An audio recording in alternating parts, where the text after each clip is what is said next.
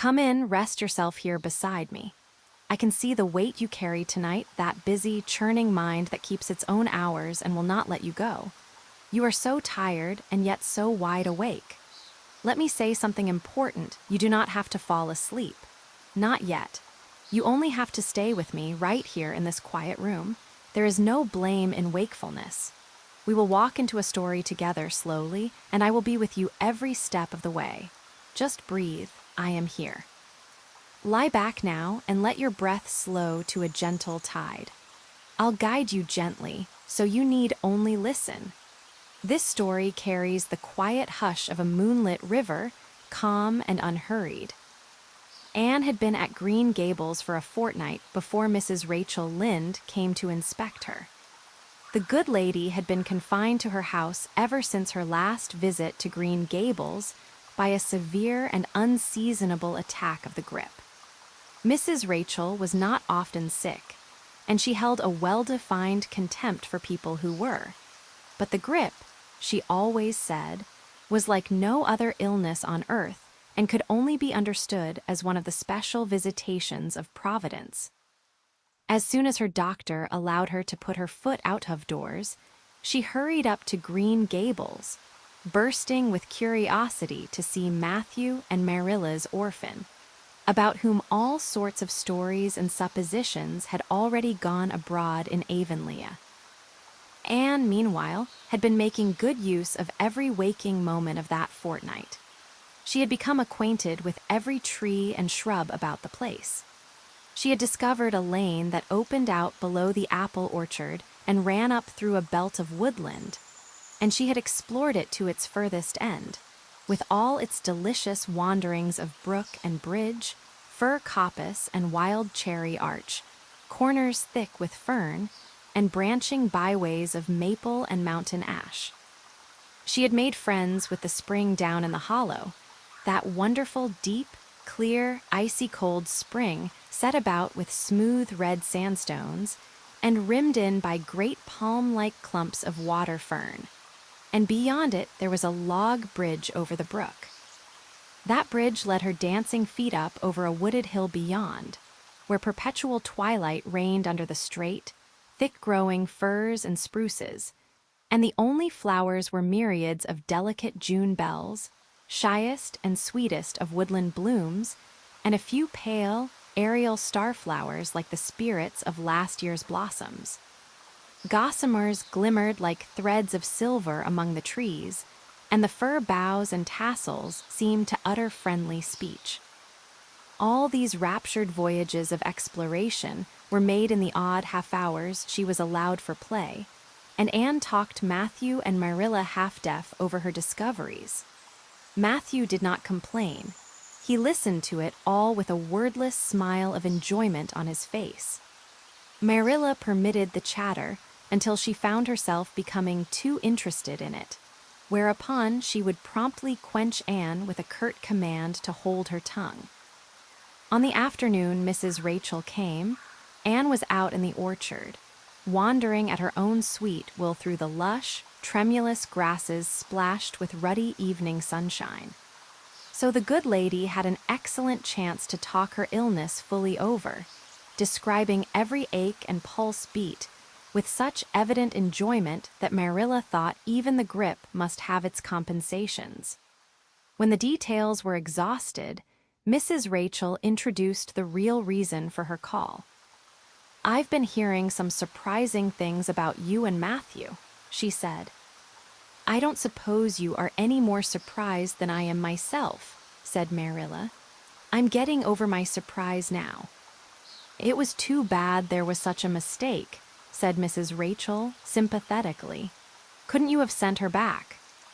"I suppose we could, but we decided not to. Matthew took a fancy to her, and I must say I like her myself, although I admit she has her faults. The house seems a different place already. She's a real bright little thing."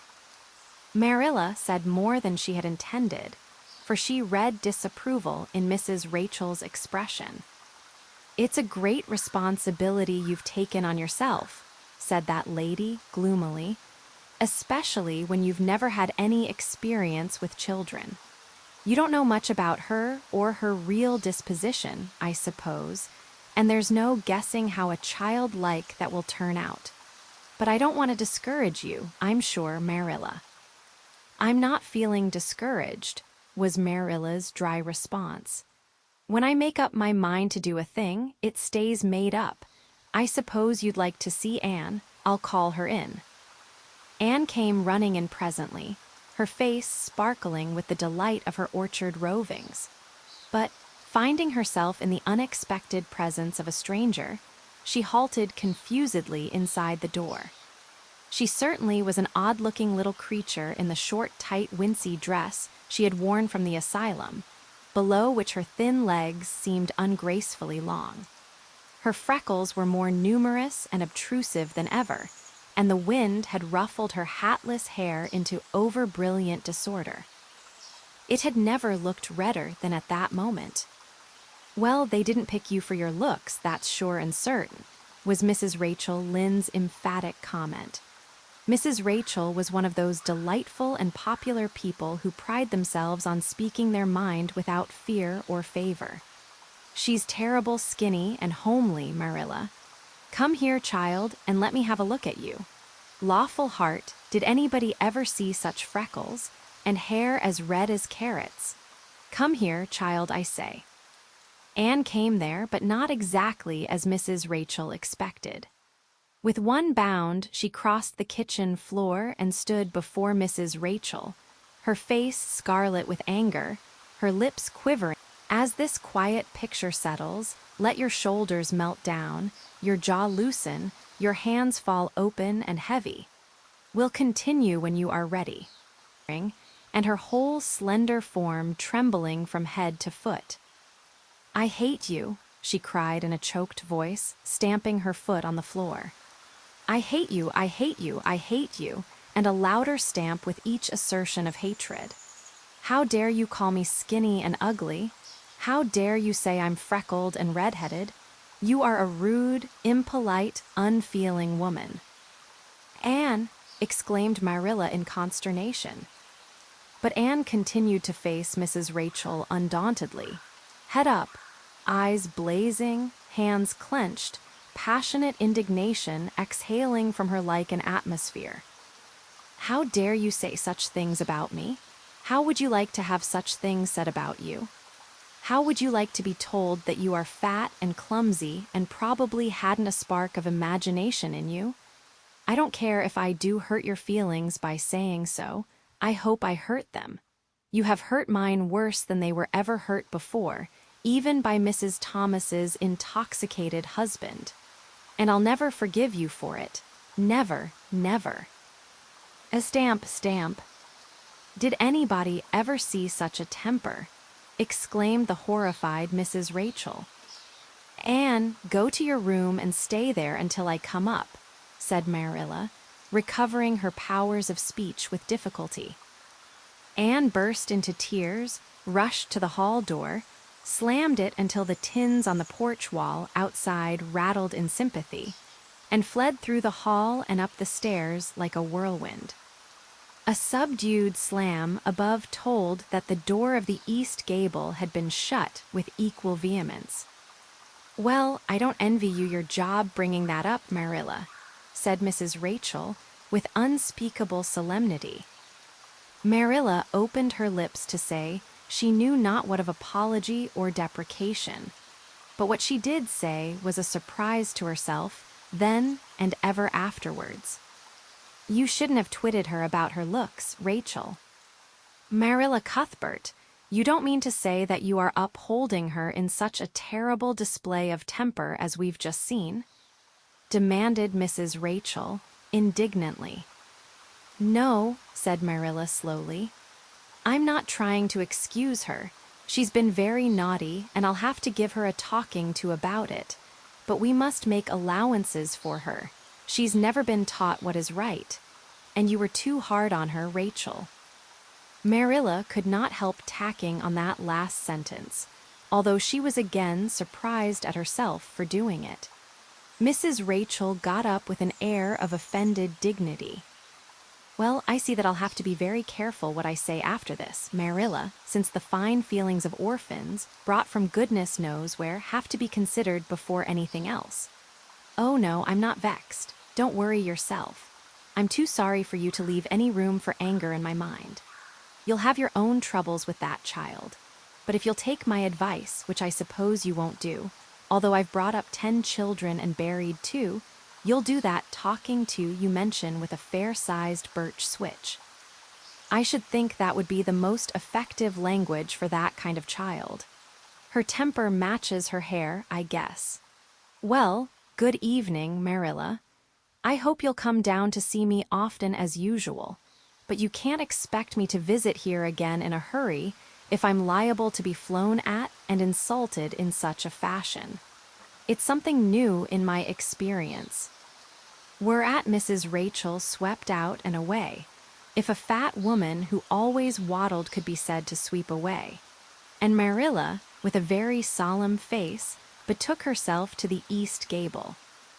On the way upstairs, she pondered uneasily as to what she ought to do. She felt no little dismay over the scene that had just been enacted. How unfortunate that Anne should have displayed such temper before Mrs. Rachel Lynde, of all people. Then Marilla became aware of an uncomfortable and rebuking consciousness that she felt more humiliation over this than sorrow over the discovery of such a serious defect in Anne's disposition. And how was she to punish her? The amiable suggestion of the birch switch, to the efficiency of which all of Mrs. Rachel's own children could have borne smarting testimony, did not appeal to Marilla. She did not believe she could whip a child. No, some other method of punishment must be found to bring Anne to a proper realization of the enormity of her offense. Marilla found Anne face downward on her bed, crying bitterly, quite oblivious of muddy boots on a clean counterpane. "Anne," she said, not ungently. No answer. "Anne," with greater severity, "get off that bed this minute and listen to what I have to say to you." Anne squirmed off the bed and sat rigidly on a chair beside it, her face swollen and tear-stained, and her eyes fixed stubbornly on the floor. "This is a nice way for you to behave, Anne. Aren't you ashamed of yourself?" "She hadn't any right to call me ugly and red-headed," retorted Anne, evasive and defiant. "You hadn't any right to fly into such a fury and talk the way you did to her, Anne. I was ashamed of you. As this quiet picture settles, imagine a soft, dim meadow where the light is low and gentle. Let your eyelids grow heavy, heavy, like petals closing at dusk. Gently now, back to the story. Thoroughly ashamed of you. I wanted you to behave nicely to Mrs. Lynde, and instead of that you have disgraced me. I'm sure I don't know why you should lose your temper like that just because Mrs. Lynde said you were red-haired and homely. You say it yourself often enough." "Oh, but there's such a difference between saying a thing yourself and hearing other people say it," wailed Anne. "You may know a thing is so, but you can't help hoping other people don't quite think it is. I suppose you think I have an awful temper, but I couldn't help it." When she said those things, something just rose right up in me and choked me.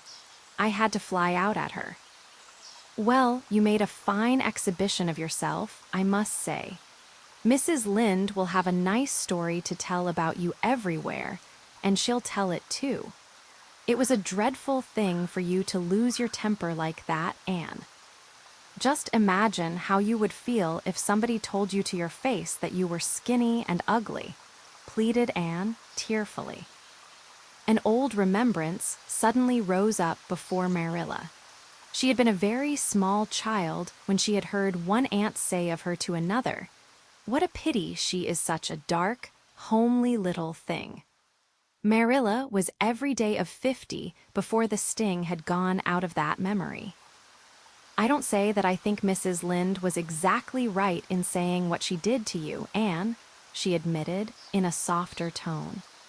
"Rachel is too outspoken. But that is no excuse for such behavior on your part. She was a stranger and an elderly person and my visitor, all three very good reasons why you should have been respectful to her. You were rude and saucy, and here Marilla had a saving inspiration of punishment. You must go to her and tell her you are very sorry for your bad temper and ask her to forgive you. I can never do that, said Anne, determinedly and darkly. You can punish me in any way you like, Marilla. You can shut me up in a dark, damp dungeon inhabited by snakes and toads, and feed me only on bread and water, and I shall not complain. But I cannot ask Mrs. Lynde to forgive me. We're not in the habit of shutting people up in dark, damp dungeons, said Marilla dryly, especially as they're rather scarce in Avonlea. But apologize to Mrs. Lynde you must and shall, and you'll stay here in your room until you can tell me you're willing to do it. I shall have to stay here forever then, said Anne mournfully, because I can't tell Mrs. Lynde I'm sorry I said those things to her. How can I? I'm not sorry. I'm sorry I vexed you, but I'm glad I told her just what I did. It was a great satisfaction. I can't say I'm sorry when I'm not, can I? I can't even imagine I'm sorry. Perhaps your imagination will be in better working order by the morning, said Marilla, rising to depart. You'll have the night to think over your conduct in and come to a better frame of mind. You said you would try to be a very good girl if we kept you at Green Gables, but I must say it hasn't seemed very much like it this evening. Leaving this Parthian shaft to rankle in Anne's stormy bosom, Marilla descended to the kitchen, grievously troubled in mind and vexed in soul. She was as angry with herself as with Anne, because whenever she recalled Mrs. Rachel's dumbfounded countenance, her lips twitched with amusement, and she felt a most reprehensible desire to laugh. Marilla said nothing to Matthew about the affair that evening, but when Anne proved still refractory the next morning, an explanation had to be made to account for her absence from the breakfast table. Marilla told Matthew the whole story, taking pains to impress him with a due sense of the enormity of Anne's behavior. It's a good thing Rachel Lynde got a calling down. She's a meddlesome old gossip, was Matthew's consolatory rejoinder. Matthew Cuthbert, I'm astonished at you. You know that Anne's behavior was dreadful, and yet you take her part. I suppose you'll be saying next thing that she oughtn't to be punished at all. Well now, no, not exactly, said Matthew uneasily. I reckon she ought to be punished a little, but don't be too hard on her, Marilla. Recollect she hasn't ever had anyone to teach her right. You're going to give her something to eat, aren't you? When did you ever hear of me starving people into good behavior? Demanded Marilla indignantly. She'll have her meals regular, and I'll carry them up to her myself. But she'll stay up there until she's willing to apologize to Mrs. Lynde, and that's final, Matthew. Breakfast, dinner, and supper were very silent meals, for Anne still remained obdurate. After each meal, Marilla carried a well-filled tray to the east gable and brought it down later on not noticeably depleted. Matthew eyed its last descent with a troubled eye. Had Anne eaten anything at all? When Marilla went out that evening to bring the cows from the back pasture, Matthew, who had been hanging about the barns and watched, in this quiet pause, let the story's weight grow soft beneath you, and feel yourself drifting down, carried gently on each passing moment toward rest. We'll continue when you are ready. Slipped into the house with the air of a burglar and crept upstairs. As a general thing, Matthew gravitated between the kitchen and the little bedroom off the hall where he slept. Once in a while, he ventured uncomfortably into the parlor or sitting room when the minister came to tea. But he had never been upstairs in his own house Since the spring, he helped Marilla paper the spare bedroom, and that was 4 years ago. He tiptoed along the hall and stood for several minutes outside the door of the east gable before he summoned courage to tap on it with his fingers and then open the door to peep in. Anne was sitting on the yellow chair by the window, gazing mournfully out into the garden. Very small and unhappy she looked, and Matthew's heart smote him. He softly closed the door and tiptoed over to her. "Anne," he whispered, as if afraid of being overheard, "how are you making it, Anne?" Anne smiled wanly. "Pretty well. I imagine a good deal, and that helps to pass the time. Of course, it's rather lonesome. But then, I may as well get used to that." She smiled again, bravely facing the long years of solitary imprisonment before her. Matthew recollected that he must say what he had come to say without loss of time, lest Marilla return prematurely. "Well now, Anne, don't you think you'd better do it and have it over with?" he whispered. "It'll have to be done sooner or later, you know, for Marilla's a dreadful determined woman, dreadful determined, Anne. Do it right off, I say, and have it over." "Do you mean apologize to Mrs. Lynde?" "Yes, apologize, that's the very word," said Matthew eagerly. "Just smooth it over, so to speak. That's what I was trying to get at." "I suppose I could do it to oblige you," said Anne thoughtfully. "It would be true enough to say I am sorry, because I am sorry now. I wasn't a bit sorry last night. I was mad clear through, and I stayed mad all night. I know I did, because I woke up 3 times and I was just furious every time. But this morning it was over. I wasn't in a temper anymore, and it left a dreadful sort of goneness too.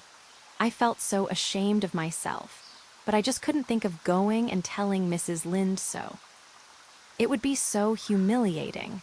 I made up my mind I'd stay shut up here forever rather than do that. But still, I'd do anything for you, if you really want me to." "Well now, of course I do. It's terrible lonesome downstairs without you. Just go and smooth things over, that's a good girl."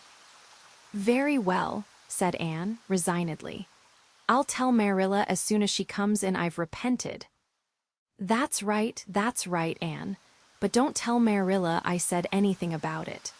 She might think I was putting my oar in, and I promised not to do that." "Wild horses won't drag the secret from me," promised Anne, solemnly. "How would wild horses drag a secret from a person anyhow?" But Matthew was gone, scared at his own success. He fled hastily to the remotest corner of the horse pasture, lest Marilla should suspect what he had been up to. Marilla herself, upon her return to the house, was agreeably surprised to hear a plaintive voice calling, "Marilla," over the banisters. "Well," she said, going into the hall, "I'm sorry I lost my temper and said rude things, and I'm willing to go and tell Mrs. Lynde so." "Very well." Marilla's crispness gave no sign of her relief. She had been wondering what under the canopy she should do if Anne did not give in. "I'll take you down after milking." Accordingly, after milking, behold Marilla and Anne walking down the lane, the former erect and triumphant, the latter drooping and dejected. But halfway down, Anne's dejection vanished as if by enchantment. She lifted her head and stepped lightly along, her eyes fixed on the sunset sky, and an air of subdued exhilaration about her. Marilla beheld the change disapprovingly. This was no meek penitent such as it behooved her to take into the presence of the offended Mrs. Lynde. "What are you thinking of, Anne?" she asked sharply. "I'm imagining out what I must say to Mrs. Lynde," answered Anne dreamily. This was satisfactory, or should have been so, but Marilla could not rid herself of the notion that something in her scheme of punishment was going askew. Anne had no business to look so rapt and radiant. Rapt and radiant Anne continued until they were in the very presence of Mrs. Lynde, who was sitting knitting by her kitchen window. Then the radiance vanished. Mournful penitence appeared on every feature. Before a word was spoken, Anne suddenly went down on her knees before the astonished Mrs. Rachel and held out her hands beseechingly. "Oh, Mrs. Lynde, I am so extremely sorry," she said, with a quiver in her voice. "I could never express all my sorrow, no, not if I used up a whole dictionary. You must just imagine it. I behaved terribly to you." And so, dear listener, the story folds itself away like a blanket at dusk. Just as the tale found its quiet ending, may your own thoughts now slow and settle. The day's weight has been carried long enough. Lay it down beside you and let it rest. I bless your breathing, your eyelids, and the gentle space between wakefulness and dream. Sleep now, deeply and without hurry. And if this voice has brought you comfort, consider sharing it with someone else who needs a softer night, and do subscribe so we may meet again when the world grows still. Rest well and be at peace.